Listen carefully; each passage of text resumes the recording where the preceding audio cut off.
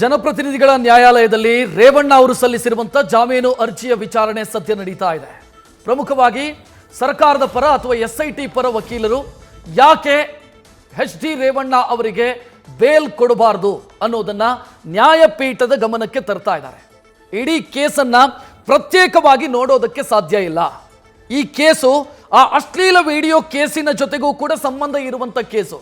ಒಂದು ವೇಳೆ ಬೇಲ್ ಕೊಟ್ಟರೆ ಆರೋಪಿ ಸಾಕ್ಷಿಗಳ ಮೇಲೆ ಪರಿಣಾಮ ಬೀರುವಂತ ಸಾಧ್ಯತೆ ಇದೆ. ಒಂದು, ಸಾಕ್ಷ್ಯ ನಾಶ ಮಾಡುವಂತ ಸಾಧ್ಯತೆ ಇದೆ. ಎರಡು, ಇದನ್ನು ಮೊನ್ನೆಯೂ ಕೂಡ ಜೈನಾ ಕೊಠಾರಿಯವರು ತಾವು ಮಂಡಿಸಿದಂತ ವಾದದಲ್ಲಿ ಪ್ರಸ್ತಾಪ ಮಾಡಿದ್ರು. ಇವತ್ತು ಕೂಡ ಅದು ಮುಂದುವರೆದಿದೆ. ಈಗ ಅಶೋಕ್ ನಾಯ್ಕ್ ಅವರು ವಾದ ಮಂಡಿಸ್ತಾ ಇದ್ದಾರೆ. ಅವರು ವಾದ ಮಂಡಿಸುವ ಸಂದರ್ಭದಲ್ಲಿ ಒಂದು ಹೊಸ ವಿಚಾರವನ್ನ ನ್ಯಾಯಪೀಠದ ಗಮನಕ್ಕೆ ತಂದಿದ್ದಾರೆ. ಅಂದ್ರೆ ಈ ಕೇಸು ಕೇವಲ ಕಿಡ್ನಾಪ್ ಕೇಸ್ ಆಗಷ್ಟೇ ಉಳಿದಿಲ್ಲ. 364A ಮತ್ತು 365 ಅಡಿಯಲ್ಲಷ್ಟೇ ಕೇಸು ದಾಖಲಾಗಿರೋದಲ್ಲ. ಆ ನಂತರ ತನಿಖಾಧಿಕಾರಿ ಅಡಿಷನಲ್ ಆಗಿ 120B ಅನ್ನ ಆಡ್ ಮಾಡಿದ್ದಾರೆ. ಅಂದ್ರೆ ಕ್ರಿಮಿನಲ್ ಕಾನ್ಸ್ಪಿರಸಿ ಆಡ್ ಆಗಿದೆ ಈ ಕೇಸ್ನಲ್ಲಿ, ಅಪರಾಧಿಕ ಒಳಸಂಚು ಆಡ್ ಆಗಿದೆ ಅನ್ನೋದನ್ನ ಕೂಡ ಸ್ಪಷ್ಟವಾಗಿ ಹೇಳಿದ್ದಾರೆ. ಅಂದ್ರೆ ಇಡೀ ಕೇಸು ಕಿಡ್ನಾಪ್ ಕೇಸು ಮಾತ್ರ ಅಲ್ಲ, ಬದಲಾಗಿ ಇದರಲ್ಲಿ ಷಡ್ಯಂತ್ರ ಇದೆ. ಈ ಕಿಡ್ನಾಪ್ ಕೇಸ್ನ ಹಿಂದೆ ಬೇರೆಯದ್ದೇ ಷಡ್ಯಂತ್ರ ಇದೆ ಅನ್ನೋದು ಗೊತ್ತಾಗ್ತಾ ಇದೆ. ಬೇರೆಯದ್ಯಾವುದು ಅಂತಂದ್ರೆ ಆ ಕೇಸ್ ಇದೆಯಲ್ಲ, ಪ್ರಜ್ವಲ್ ರೇವಣ್ಣ ವಿರುದ್ಧ ದಾಖಲಾಗಿರುವಂತ ರೇಪ್ ಕೇಸು, ಅದರ ಸಾಕ್ಷ್ಯ ನಾಶ ಮಾಡುವಂತ ಪ್ರಯತ್ನ ಇದು, ವ್ಯವಸ್ಥಿತವಾದಂತ ಪ್ರಯತ್ನ ಈ ಕೇಸು. ಸೊ ಆ ಕಾರಣಕ್ಕಾಗಿ ಅವರಿಗೆ ಬೇಲ್ ಕೊಡಬಾರದು ಅನ್ನೋದು ಅಶೋಕ್ ನಾಯ್ಕ್ ಅವರು ಮಂಡಿಸ್ತಾ ಇರುವಂತ ವಾದ. ಮೊನ್ನೆ ಜೈನಾ ಕೊಠಾರಿಯವರು ಕೂಡ ಇದನ್ನ ಟಚ್ ಮಾಡಿದ್ರು. ಇವತ್ತು ಅಶೋಕ್ ನಾಯ್ಕ್ ಅವರು ಅದನ್ನ ವಿವರವಾಗಿ ವಿವರಿಸ್ತಾ ಇದ್ದಾರೆ ನ್ಯಾಯಪೀಠದ ಮುಂದೆ. ಯಾಕೆ ಈ ಕೇಸು ಕೇವಲ ಕಿಡ್ನಾಪ್ ಕೇಸ್ ಆಗಿ ಅಷ್ಟೇ ಕನ್ಸಿಡರ್ ಆಗಲ್ಲ, ಬದಲಾಗಿ ಇದು ಆ ಕೇಸಿಗೆ ಯಾಕೆ ಲಿಂಕ್ ಆಗ್ತಿದೆ ಅಂದ್ರೆ ಪ್ರಜ್ವಲ್ ರೇವಣ್ಣ ಅವರ ವಿರುದ್ಧ ದಾಖಲಾಗ್ತಾ ಇರುವಂತ ಸಾಲು FIRಗಳು, ಅತ್ಯಾಚಾರ ಕೇಸು, ಸೊ ಅದಕ್ಕೆ ಇದು ಯಾವ ರೀತಿ ಲಿಂಕ್ ಆಗ್ತಿದೆ ಅನ್ನೋದನ್ನ ಕ್ಲಿಯರ್ ಆಗಿ ನ್ಯಾಯಪೀಠದ ಮುಂದೆ ಹೇಳ್ತಾ ಇದ್ದಾರೆ SPP ಅಶೋಕ್ ನಾಯ್ಕ್ ಅವರು. ಮತ್ತು ಒಂದಿಷ್ಟು ಮೊನ್ನೆ ಇವರಿಗೆ ಈ ಬೇಲ್ ಅಪ್ಲಿಕೇಶನ್ ವಿಚಾರಣೆಯನ್ನ ಮುಂದೂಡಲಾಯಿತು. ಆ ನಂತರ ನಡೆದಂಥ ಬೆಳವಣಿಗೆಗಳಿದೆಯಲ್ಲ, ಆ ಮಹಿಳೆಯದ್ದೊಂದು ವಿಡಿಯೋ ರಿಲೀಸ್ ಆಯಿತು, ಸಂತ್ರಸ್ತ ಮಹಿಳೆಯ ವಿಡಿಯೋ ರಿಲೀಸ್ ಆಯಿತು. ಅದರಲ್ಲಿ ಆ ಮಹಿಳೆ ಹೇಳಿಕೊಂಡ್ರು, ನನ್ನನ್ನು ಯಾರೂ ಕಿಡ್ನ್ಯಾಪ್ ಮಾಡಿಲ್ಲ, ನಾನಾಗೆ ನನ್ನ ಇಚ್ಛೆಯಿಂದ ನಾನು ನನ್ನ ಸಂಬಂಧಿಕರ ಮನೆಗೆ ಬಂದಿದ್ದೆ ಅಂತ ಕಿಡ್ನ್ಯಾಪ್ಗೊಳಗಾದಂಥ ಮಹಿಳೆ ಹೇಳ್ಕೊಂಡಿದ್ರಲ್ಲ, ಆ ವಿಚಾರವನ್ನ ಕೂಡ ನ್ಯಾಯಪೀಠದ ಗಮನಕ್ಕೆ ತರ್ತಾ ಇದ್ದಾರೆ. ಇದು ಕ್ರಿಮಿನಲ್ ಕಾನ್ಸ್ಪಿರಸಿ ಅನ್ನೋದು ಗೊತ್ತಾಗ್ತಿದೆ ಅನ್ನೋದು ಅಶೋಕ್ ನಾಯ್ಕ್ ಅವರು ಮಂಡಿಸ್ತಾ ಇರುವಂತ ವಾದ.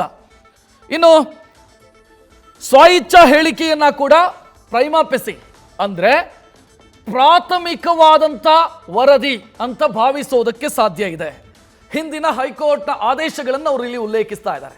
ಸ್ವಇಚ್ಛಾ ಹೇಳಿಕೆ ಅಂತಂದ್ರೆ ಯಾವುದು ಅಂತಂದ್ರೆ, ಇಲ್ಲಿ ವಿಕ್ಟಿಮ್ ಅನ್ನ ರಕ್ಷಣೆ ಮಾಡಿ ತಂದಂತ ಸಂದರ್ಭದಲ್ಲಿ, ಸಂತ್ರಸ್ತೆಯನ್ನ ರಕ್ಷಣೆ ಮಾಡಿ ತಂದಂತ ಸಂದರ್ಭದಲ್ಲಿ ತನಿಖಾಧಿಕಾರಿಯ ಮುಂದೆ ಅವರು ಕೊಟ್ಟಂತ ಹೇಳಿಕೆ, ಅದು CRPC 161 ಅಡಿಯಲ್ಲಿ ಅಲ್ಲಿ ದಾಖಲಾಗುತ್ತೆ.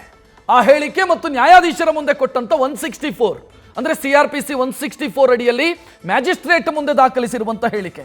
ಸೊ ಇದನ್ನ ಪ್ರೈಮಾ ಫೇಸಿ ಅಂತ ಕನ್ಸಿಡರ್ ಮಾಡೋದಕ್ಕೆ ಅವಕಾಶ ಇದೆ ಅಂತ ಅಶೋಕ್ ನಾಯ್ಕ್ ಅವರು ವಾದ ಮಂಡಿಸ್ತಾ ಇದ್ದಾರೆ. ಪ್ರೈಮಾ ಫೇಸಿ ಅಂತಂದ್ರೆ ಪ್ರಾಥಮಿಕ ತನಿಖೆ ಅಥವಾ ಪ್ರಾಥಮಿಕ ವರದಿ ಅಂತ ಕನ್ಸಿಡರ್ ಮಾಡೋದಕ್ಕೆ ಸಾಧ್ಯ ಇದೆ ಅನ್ನೋದಕ್ಕೆ ಅವರೊಂದಿಷ್ಟು ಆದೇಶಗಳು, ಹೈಕೋರ್ಟ್ನ ಆದೇಶಗಳನ್ನ ಅವರು ಕೋಟ್ ಮಾಡ್ತಾ ಇದ್ದಾರೆ. ಮೇಲ್ನೋಟಕ್ಕೆ ಇದನ್ನು ಪರಿಗಣಿಸಬಹುದು ಅಂತ ಸುಶೀಲಾದೇವಿ ಪ್ರಕರಣವನ್ನ ಉಲ್ಲೇಖಿಸ್ತಾ ಇದ್ದಾರೆ ನ್ಯಾಯಪೀಠದ ಮುಂದೆ. ಆ ಕೇಸನ್ನ ಉಲ್ಲೇಖಿಸ್ತಾ ಇದ್ದಾರೆ, ಸುಶೀಲಾದೇವಿ ಕೇಸನ್ನ ಉಲ್ಲೇಖಿಸಿ ಪ್ರೈಮಾ ಫೇಸಿ ಅಂತ ಇದನ್ನು ಕನ್ಸಿಡರ್ ಮಾಡಬಹುದು. 161 CRPC ಸೆಕ್ಷನ್ 161 ಅಡಿಯಲ್ಲಿ ವಿಕ್ಟಿಮ್ ಕೊಟ್ಟಿರುವಂತ ಹೇಳಿಕೆ ಮತ್ತು 164 CRPC 164 ಅಡಿಯಲ್ಲಿ ವಿಕ್ಟಿಮ್ ಮ್ಯಾಜಿಸ್ಟ್ರೇಟ್ ಮುಂದೆ ಕೊಟ್ಟಿರುವಂತ ಹೇಳಿಕೆ, ಈ ಎರಡು ಹೇಳಿಕೆಗಳೇನಿದಾವೆ ಇದನ್ನ ಪರಿಗಣಿಸೋದಕ್ಕೆ ಸಾಧ್ಯ ಇದೆ ಅನ್ನೋದು ಅವ್ರು ಮಾಡ್ತಾ ಇರುವಂತ ವಾದದ ಮುಂದುವರಿದ ಭಾಗ. ಪ್ರಮುಖವಾಗಿ ಆರೋಪಿ ಸ್ಥಾನದಲ್ಲಿ ನಿಂತಿರುವಂತ ವ್ಯಕ್ತಿ ಎಚ್ ಡಿ ರೇವಣ್ಣ.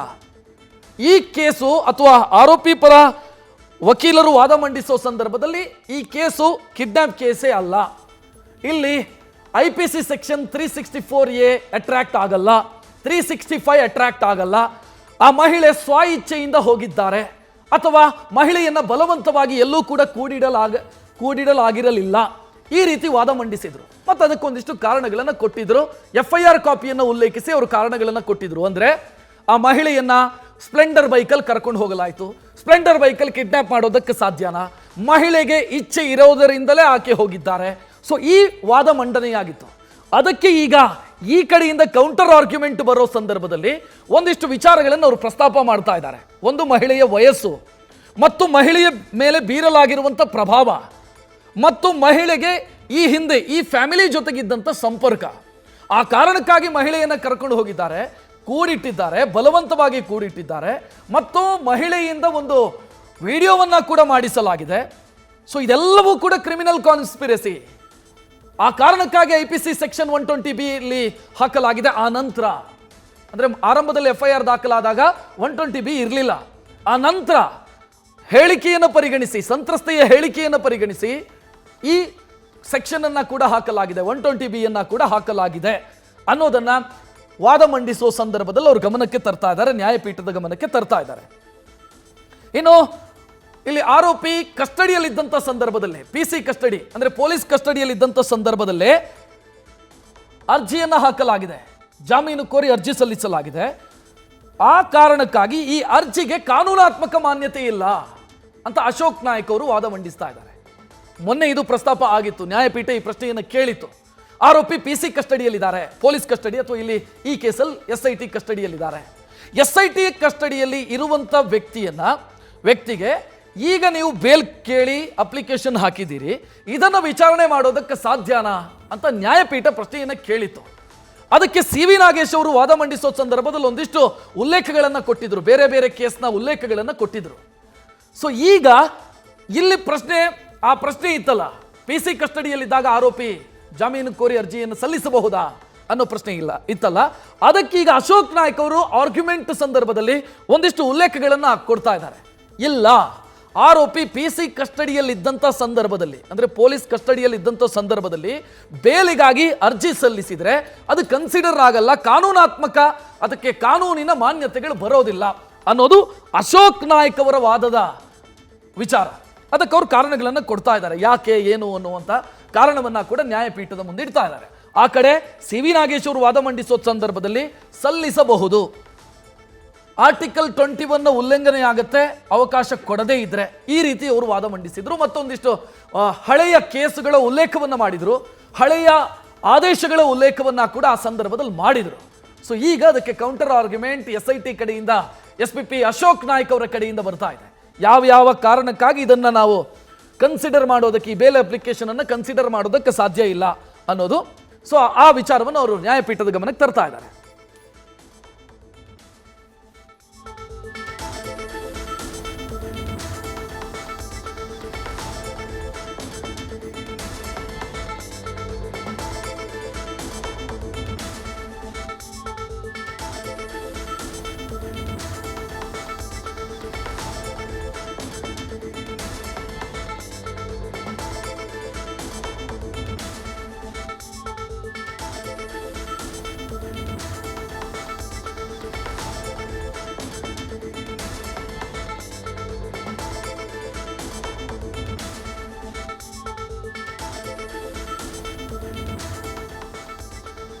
ಎಸ್, ಇಲ್ಲಿ ವಾದ ಮಂಡಿಸೋ ಸಂದರ್ಭದಲ್ಲೂ ಒಂದಿಷ್ಟು ವಿಚಾರಗಳು ಪ್ರಸ್ತಾಪ ಆಗ್ತಾ ಇದೆ.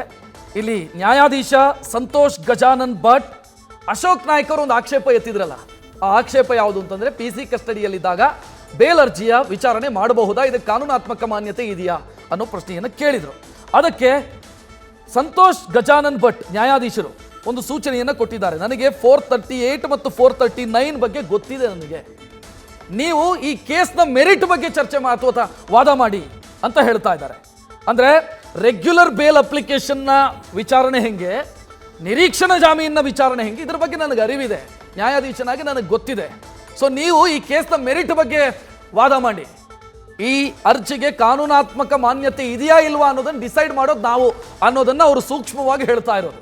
ನ್ಯಾಯಾಧೀಶರು ಅದನ್ನು ಸೂಕ್ಷ್ಮವಾಗಿ ಉಲ್ಲೇಖಿಸ್ತಾ ಇದ್ದಾರೆ. ಈ ಅರ್ಜಿಗೆ ಆರೋಪಿ ಸಲ್ಲಿಸಿರುವಂಥ ಬೇಲ್ ಅರ್ಜಿಯ ಕಾನೂನಾತ್ಮಕ ಮಹತ್ವ ಏನಿದೆ, ಅದು ಅದಕ್ಕೆ ಮಹತ್ವ ಇದೆಯಾ ಇಲ್ವಾ ಅನ್ನೋದನ್ನು ಡಿಸೈಡ್ ಮಾಡೋದು ನ್ಯಾಯಪೀಠ ಅನ್ನೋದನ್ನು ಅವರು ಸೂಕ್ಷ್ಮವಾಗಿ ಹೇಳ್ತಾ ಇದ್ದಾರೆ. ನನಗೆ ಗೊತ್ತಿದೆ 438 ಮತ್ತು 439 ಬಗ್ಗೆ ನನಗೆ ಗೊತ್ತಿದೆ IPC ಸೆಕ್ಷನ್ನು ಅಂತ ಅಶೋಕ್ ನಾಯಕ್ ಅವರಿಗೆ ನ್ಯಾಯಾಧೀಶರು ಸೂಚನೆಯನ್ನು ಕೊಟ್ಟಿದ್ದಾರೆ. ಆ ನಂತರ ಅಶೋಕ್ ನಾಯಕ್ ಅವರು ವಾದವನ್ನ ಮುಂದುವರಿಸ್ತಾ ಇದ್ದಾರೆ. ಎಸ್, ಜಡ್ಜ್ ಮತ್ತೆ ಅದನ್ನು ಪ್ರಸ್ತಾಪ ಮಾಡ್ತಾ ಇದ್ದಾರೆ. ನೀವು ಅದೆರಡರ ವ್ಯತ್ಯಾಸದ ಬಗ್ಗೆ ನನಗೆ ಹೇಳಿಕೊಡಬೇಡಿ ಅಂತ. ನೀವು ಈ ಕೇಸ್ನ ಮೆರಿಟ್ ಏನಿದೆ ಅಥವಾ ಈ ಕೇಸಿಗೆ ಸಂಬಂಧಿಸಿದಂತೆ ನೀವು ವಾದ ಮಂಡಿಸಿ. ಆ ಅರ್ಜಿ ಮಾನ್ಯ ಆಗಲ್ವಾ, ಮಾನ್ಯತೆ ಇಲ್ಲದೆ ಇಷ್ಟು ದಿನ ವಿಚಾರಣೆಯಾಗಿದ್ದ, ಇದೆಲ್ಲವೂ ಕೂಡ ನನಗೆ ಗೊತ್ತಿದೆ. ನಿರೀಕ್ಷಣಾ ಜಾಮೀನು, ಆಂಟಿಸಿಪೇಟರಿ ಬೇಲು ಮತ್ತು ರೆಗ್ಯುಲರ್ ಬೇಲು, ಇದರ ಬಗ್ಗೆ ನನಗೆ ಕಾನೂನಾತ್ಮಕವಾಗಿ ಏನು ಅನ್ನೋದು ನನಗೆ ಅಂದಾಜಿದೆ ಅನ್ನೋದನ್ನ ನ್ಯಾಯಾಧೀಶರು ಸ್ಪಷ್ಟವಾಗಿ ಹೇಳಿ ವಾದವನ್ನು ಮುಂದುವರಿಸಿ, ಮೆರಿಟಿಗೆ ಸಂಬಂಧಿಸಿದಂತೆ, ಕೇಸಿಗೆ ಸಂಬಂಧಿಸಿದಂತೆ ವಾದ ಮುಂದುವರಿಸಿ ಎನ್ನುವಂಥ ಸೂಚನೆಯನ್ನ ಕೊಟ್ಟಿದ್ದಾರೆ. ಆ ಮೂಲಕ ಈಗ ಕೇಸ್ ಇರೋದು ಎರಡು ರೀತಿಯ ವಾದವನ್ನು ನಾವು ಮೊನ್ನೆಯಿಂದಲೂ ಕೂಡ ನೋಡ್ತಾ ಇದ್ದೀವಿ. ಒಂದು, CV ನಾಗೇಶ್ ಅವರು ವಾದ ಮಂಡಿಸೋ ಸಂದರ್ಭದಲ್ಲಿ ಪರ್ಟಿಕ್ಯುಲರ್ ಕೇಸಿಗಷ್ಟೇ ಸೀಮಿತವಾಗಿ ತಮ್ಮ ವಾದವನ್ನು ಮಂಡಿಸಿದರು. ಅಂದ್ರೆ ಈ ಕೇಸು ಕಿಡ್ನಾಪ್ ಕೇಸು ಅಲ್ವಾ, ಕಿಡ್ನಾಪ್ ಕೇಸ್ ಯಾಕಲ್ಲ, 364A ಯಾಕೆ ಅಟ್ರಾಕ್ಟ್ ಆಗಲ್ಲ, 365 ಯಾಕೆ ಅಟ್ರಾಕ್ಟ್ ಆಗಲ್ಲ, ಮತ್ತಿದು ಕಿಡ್ನಾಪ್ ಕೇಸು ಅಂತ ಕನ್ಸಿಡರ್ ಮಾಡೋದಕ್ಕೆ ಯಾಕೆ ಸಾಧ್ಯ ಇಲ್ಲ, ಮತ್ತು ನನ್ನ ಕಕ್ಷಿದಾರನಿಗೆ ಬೇಲ್ ಯಾಕೆ ಕೊಡಬಹುದು ಅನ್ನೋದರ ಬಗ್ಗೆ CV ನಾಗೇಶ್ ವಿವರವಾಗಿ ವಾದ ಮಂಡಿಸಿದರು. ಅವರು ಇಡೀ ತಮ್ಮ ಆರ್ಗ್ಯುಮೆಂಟ್ ಅಲ್ಲಿ ಪ್ರಸ್ತಾಪ ಮಾಡಿದ್ದೆ ಅದು. ಅಂದ್ರೆ ಈ ಕೇಸಿಗೆ, ಪರ್ಟಿಕ್ಯುಲರ್ ಕೇಸಿಗಷ್ಟೇ ಸೀಮಿತವಾಗಿ ಅವರ ವಾದ ಮಂಡಿಸಿದರು. ನನ್ನ ಕಕ್ಷಿದಾರನಿಗೆ ಯಾಕೆ ಜಾಮೀನು ಕೊಡಬೇಕು ಅನ್ನೋದನ್ನು. ಆದರೆ SIT ಪರ ವಕೀಲರು ವಾದ ಮಂಡಿಸೋ ಸಂದರ್ಭದಲ್ಲಿ ಈ ಪರ್ಟಿಕ್ಯುಲರ್ ಕೇಸಿನ ಜೊತೆಗೆ ಸಮಗ್ರವಾಗಿ ಆ ಕೇಸುಗಳನ್ನ ಕೂಡ ಇದಕ್ಕೆ ಲಿಂಕ್ ಮಾಡ್ತಾ ಇದ್ದಾರೆ. ಆ ಕೇಸುಗಳು ಯಾವುದು? ರೇವಣ್ಣ ಅವರ ವಿರುದ್ಧ ದಾಖಲಾಗಿರುವಂತಹ ಹೊಳೆನರಸೀಪುರದ FIR ಮತ್ತು ರೇವಣ್ಣ ಅವರ ಪುತ್ರ ಪ್ರಜ್ವಲ್ ರೇವಣ್ಣ ಅವರ ವಿರುದ್ಧ ನಿರಂತರವಾಗಿ ದಾಖಲಾಗ್ತಾ ಇರುವಂತಹ ಅತ್ಯಾಚಾರದ ಕೇಸು. ಸೊ ಅದನ್ನು ಇದಕ್ಕೆ ಲಿಂಕ್ ಮಾಡಿ ವಾದ ಮಂಡಿಸ್ತಾ ಇದ್ದಾರೆ. ಅವ್ರು ಯಾಕೆ ಅದನ್ನು ಲಿಂಕ್ ಮಾಡ್ತಿದ್ದಾರೆ ಅಂತಂದ್ರೆ, ನೀವು ಇದನ್ನ ಪ್ರತ್ಯೇಕವಾಗಿ ನೋಡೋದಕ್ಕೆ ಸಾಧ್ಯ ಇಲ್ಲ. ಈ ಕೇಸ್ ಏನಿದೆ ಇದು ಇದರ ಜೊತೆಗೆ ಜೋಡಿಸಿಕೊಂಡಿರುವಂತ ಕೇಸು. ಈ ಎರಡು ಕೇಸುಗಳು ಒಂದಕ್ಕೊಂದು ಕನೆಕ್ಷನ್ ಇರುವಂತ ಕೇಸುಗಳು ಅಂತ SIT ಹೇಳ್ತಾ ಇರೋದು. ಹೇಗೆ ಕನೆಕ್ಷನ್ ಹೆಂಗೆ ಅಂತಂದ್ರೆ, ಈ ಪ್ರಕರಣದ ಸಂತ್ರಸ್ತೆಯೂ ಕೂಡ ಅಶ್ಲೀಲ ವಿಡಿಯೋದ ಸಂತ್ರಸ್ತೆ ಮತ್ತು ಈ ಪ್ರಕರಣದ ಸಂತ್ರಸ್ತೆಯನ್ನ ಕಿಡ್ನಾಪ್ ಮಾಡಿರೋದೇ ಸಾಕ್ಷ್ಯನಾಶದ ಉದ್ದೇಶದಿಂದ. ಸೊ ನಾವಿಲ್ಲಿ ಇಂಟೆನ್ಷನ್ ಆಫ್ ದ ಕಿಡ್ನಾಪ್ ಏನು ಅನ್ನೋದು ಬಹಳ ಮುಖ್ಯ. ಕಿಡ್ನಾಪ್ ಮಾಡಿ ಮನೆಯಲ್ಲಿಟ್ಟಿದ್ದಾರೆ ಅಂತಂದ್ರೆ ದುಡ್ಡಿಗಾಗಿ ಬೇಡಿಕೆ ಇಟ್ಟಿರೋದಲ್ಲ. ಇಂಟೆನ್ಷನ್ ಆಫ್ ದ ಕಿಡ್ನಾಪ್ ಸಾಕ್ಷ್ಯನಾಶ.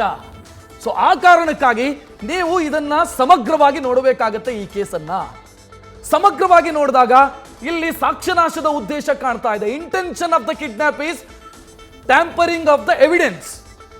ಸೊ ಆ ಕಾರಣಕ್ಕಾಗಿ ನೀವು ಈ ಕೇಸನ್ನ ಸಮಗ್ರವಾಗಿ ನೋಡಿ, ಒಂದು ವೇಳೆ ಇಲ್ಲಿ ಆರೋಪಿಗೆ ಜಾಮೀನನ್ನ ಕೊಟ್ಟರೆ ನೆಕ್ಸ್ಟ್ ಕೇಸುಗಳ ಮೇಲೂ ಕೂಡ ಅದು ಪ್ರಭಾವ ಬೀರುತ್ತೆ, ಪರಿಣಾಮ ಬೀರುತ್ತೆ. ಒಂದು, ಆರೋಪಿ ಬೇರೆ ಕೇಸ್ನ ಸಾಕ್ಷ್ಯನಾಶ ಮಾಡಬಹುದು. ಎರಡು, ಆರೋಪಿ ಬೇಲ್ನಲ್ಲಿ ಆಚೆ ಬಂದ್ರೆ ಈಗ ಯಾರು ಸಂತ್ರಸ್ತ ಮಹಿಳೆಯರು ದೂರು ದಾಖಲಿಸ್ತಾ ಇದ್ದಾರೋ ಅವರಿಗೆ ಭಯ ಸೃಷ್ಟಿಯಾಗಬಹುದು, ದೂರು ಕೊಡದೇ ಇರಬಹುದು. ಸೊ ಇಂಥದ್ದೊಂದು ಅಪಾಯ ಇದೆ ಈ ಕೇಸಲ್ಲಿ. ಸೊ ಆ ಕಾರಣಕ್ಕಾಗಿ ಆರೋಪಿ ಸ್ಥಾನದಲ್ಲಿ ನಿಂತಿರುವಂತಹ ಅರ್ಜಿದಾರ HD ರೇವಣ್ಣ ಅವರಿಗೆ ಬೇಲ್ ಕೊಡಬೇಡಿ ಅಂತ SIT ಕ್ಲಿಯರ್ ಆಗಿ ವಾದ ಮಂಡಿಸ್ತಾ ಇದೆ. ಸೊ ಇಲ್ಲಿ ಇದರ ಜೊತೆಗೆ ಇನ್ನೊಂದಿಷ್ಟು ವಿಚಾರಗಳು ಪ್ರಸ್ತಾಪ ಆಗ್ತಾ ಇದೆ. ಅದು ಬೇಲ್ ಅರ್ಜಿಗೆ ಸಂಬಂಧಿಸಿದಂತೆ, ಬೇಲ್ ಅರ್ಜಿಯ ಕಾನೂನು ಮಾನ್ಯತೆಯ ವಿಚಾರಕ್ಕೆ ಸಂಬಂಧಿಸಿದಂತೆ ಟೆಕ್ನಿಕಲ್ ಪಾಯಿಂಟ್ ಇಷ್ಟೇ. ಕಸ್ಟಡಿಯಲ್ಲಿದ್ದರು ರೇವಣ್ಣ, ಬೇಲ್ ಕೋರಿ ಅರ್ಜಿ ಸಲ್ಲಿಸಿದಾಗ. ಕಸ್ಟಡಿ ಅಂತಂದ್ರೆ ವಿಚಾರಣೆ ನಡೀತಾ ಇರುತ್ತೆ, ಪೊಲೀಸ್ ಕಸ್ಟಡಿಯಲ್ಲಿ ಇರ್ತಾರೆ. ಸೊ ಆ ಸಂದರ್ಭದಲ್ಲಿ ಆರೋಪಿಯೊಬ್ಬ ಬೇಲ್ಗಾಗಿ ಅರ್ಜಿ ಸಲ್ಲಿಸಿದ್ರೆ ಅದನ್ನು ಕನ್ಸಿಡರ್ ಮಾಡಬಹುದಾ ಅನ್ನೋದೊಂದು ಮೇಜರ್ ಆದಂತ ಪ್ರಶ್ನೆ. ಯಾಕೆ ಅಂತಂದ್ರೆ ಆರೋಪಿಯ ವಿಚಾರಣೆ ನಡೀತಾ ಇರುತ್ತೆ. ಆ ಸಂದರ್ಭದಲ್ಲಿ SIT ಅಧಿಕಾರಿಗಳು ಆರೋಪಿಯನ್ನು ವಿಚಾರಣೆಗೆ ಒಳಪಡಿಸ್ತಾ ಇರ್ತಾರೆ.